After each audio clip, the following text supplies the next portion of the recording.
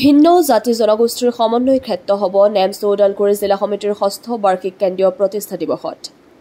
অহা ২৬ আৰু ২৭ ডিচেম্বৰত দুদিনীয়া বৰ্ণাঢ্য কাৰ্যসূচীৰে অনুষ্ঠিত হ'বলগীয়া নেমছো ওদালগুৰি জিলা সমিতিৰ ৬ষ্ঠ বাৰ্ষিক প্ৰতিষ্ঠা দিৱসৰ শুভ উদ্বোধন হ'ল অস্থায়ী কাৰ্যালয়ৰ কলাইগাঁৱৰ প্ৰগতিশীল জনমঞ্চত অনুষ্ঠিত হ'বলগীয়া উক্ত প্ৰতিষ্ঠা দিৱস হ'ব সকলো জাতি জনগোষ্ঠীৰ মহামিলনৰ সমন্বয়ৰ ক্ষেত্ৰ কলে নেমছোৰ কেন্দ্ৰীয় সভাপতি বদৰুল ইছলামে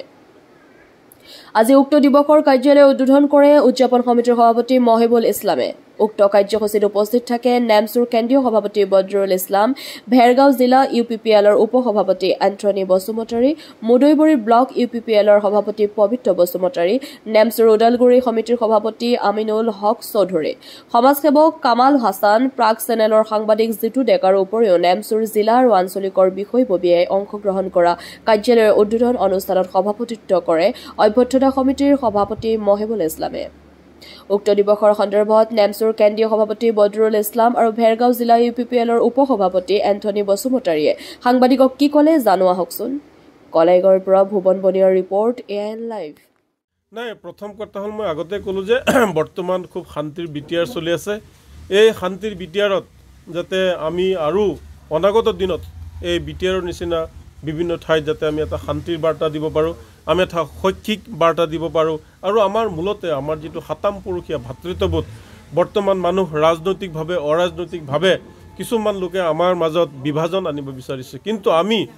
তাক আমি প্ৰশ্ৰয় দিয়া নাই আমি নিদি আমাৰ মাজত থকা যিটো সাতাম পুৰুষীয়া ভাতৃত্ববোধ আছে এই সাতাম পুৰুষীয়া ভাতৃত্ববোধৰ এনাজৰীডাল আৰু যাতে অধিক মজবুত কৰিব পাৰোঁ তাৰ কাৰণে আজি আমি সকলো জাতি জনগোষ্ঠীৰ লোকক একত্ৰীকৰণ কৰি সকলো জাতি জনগোষ্ঠীৰ লোকক লৈ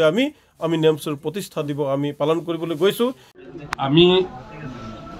অঞ্চলবাসী হিচাপে নতুন গৌৰৱ আনন্দিত হৈছোঁ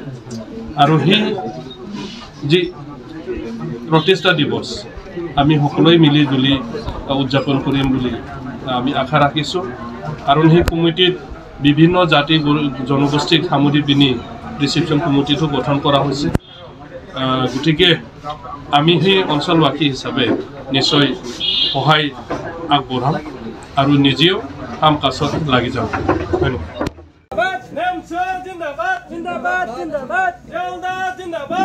ধন্যবাদ